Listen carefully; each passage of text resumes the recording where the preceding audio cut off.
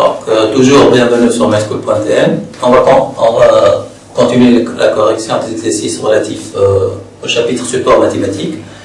Dans cette séquence, on va corriger l'exercice numéro 3, qui va vous servir à bien comprendre l'équation différentielle, vérification de si la fonction va vous permettre de vérifier si la fonction peut être solution de l'équation différentielle ou pas, et en quelque sorte déterminer les constantes s'il y a lieu. D'accord?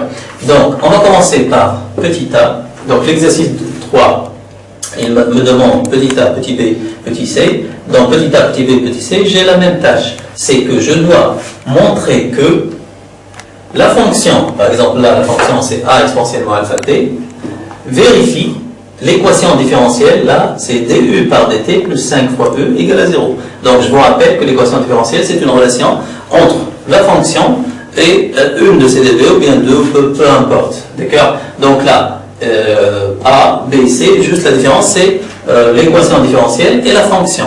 D'accord? Donc, on va commencer par petit a. Une de t égale a exponentiellement alpha t, et là, l'équation différentielle, c'est du par dt.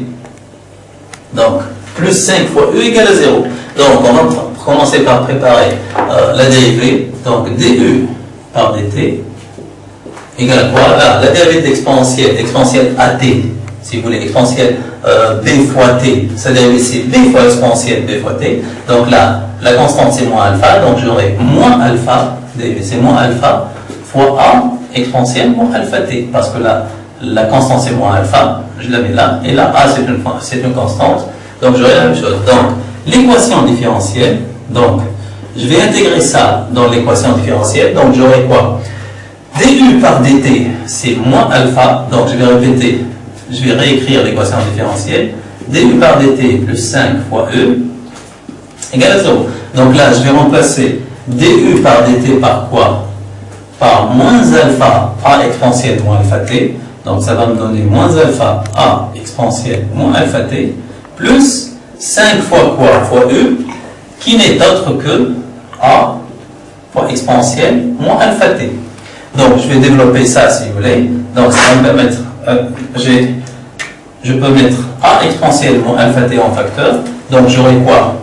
A exponentielle moins alpha t, facteur de quoi? Moins alpha, plus là, c'est 5. Donc, pour que cette quantité soit égale à 0, donc a exponentielle moins alpha t, facteur de moins alpha plus 5, c'est possible d'avoir ça égal à 0, d'avoir cette quantité égale à 0, à condition que moins alpha plus 5, donc moins alpha plus 5, doit être nul. Pourquoi? Parce que l'équation différentielle est valable quel que soit t, quel que soit l'instant t. Donc là, je ne peux pas toujours avoir exponentielle moins alpha t étant supérieur à 0. Donc, on aura moins alpha plus 5 égale à 0.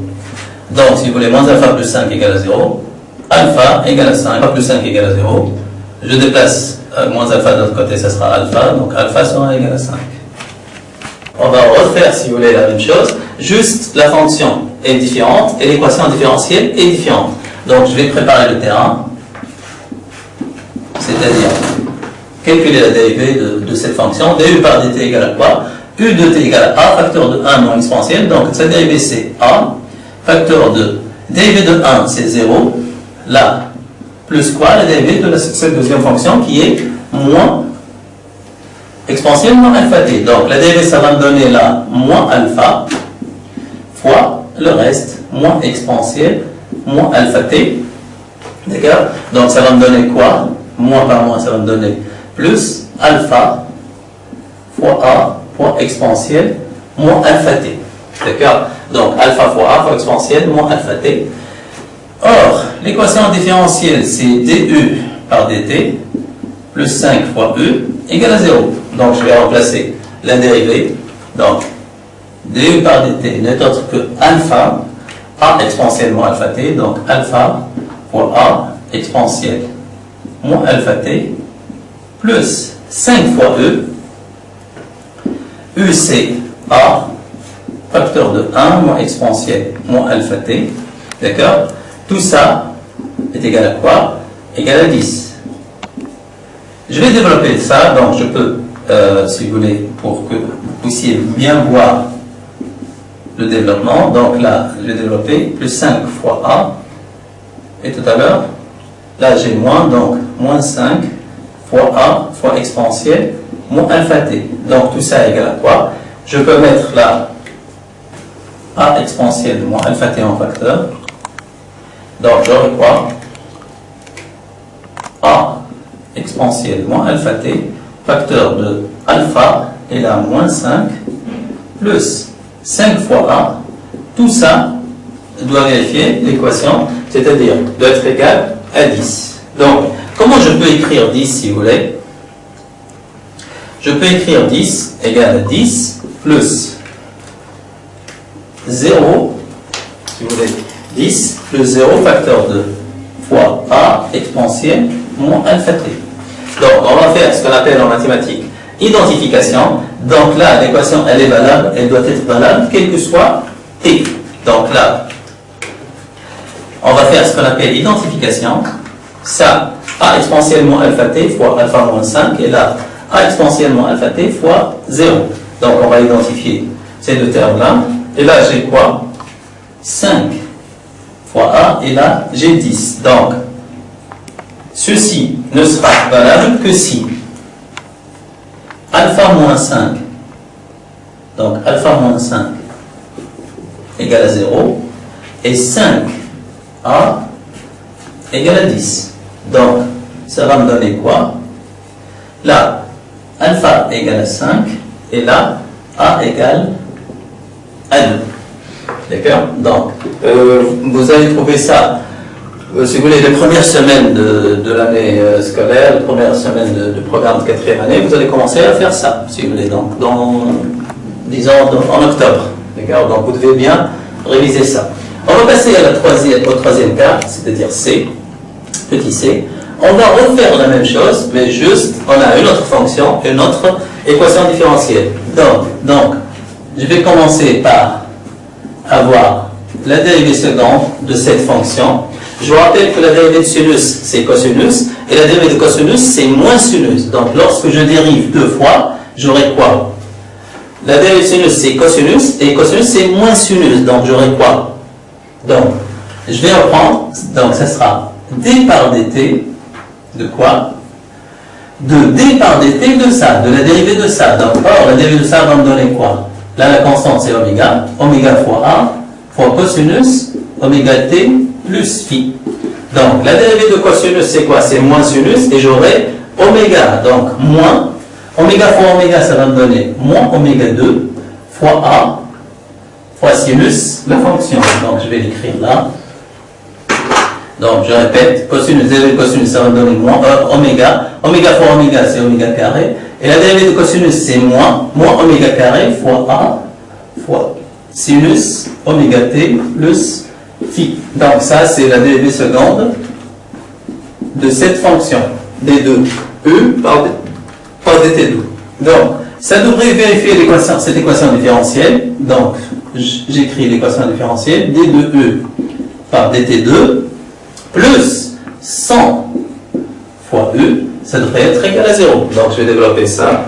Donc, d2e par dt2 n'est autre que tout ça. Donc, je vais remplacer ça. Moins oméga 2 fois a fois sinus oméga t plus phi, d'accord? Plus 100 fois e. Or, e c'est ça. Donc, 100 fois a sinus oméga t plus phi, ça devrait être égal à quoi? Égal à 0. Donc, je vais développer, si vous voulez, je vais factoriser, pardon. Donc là, j'ai a sinus oméga t plus phi, et là, c'est a sinus oméga t plus phi, donc je peux mettre ça en facteur.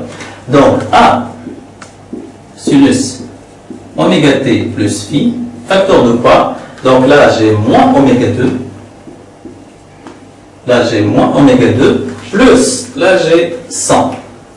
Plus 100 égale à 0, ça, c'est quel que soit t. Donc, quel que soit t. Or, cette fonction ne peut pas être toujours égale à 0, à sinus oméga t plus phi. Donc, forcément, on aura quoi? Moins oméga 2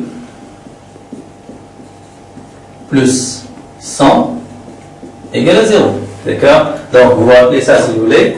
C'est l'équation différentielle, par exemple, d'un mouvement exponentiel solidaire. Donc, d2x par dt2 plus quelque chose de positif fois x égale à 0. Donc, là, j'ai oméga 2 égale à 100.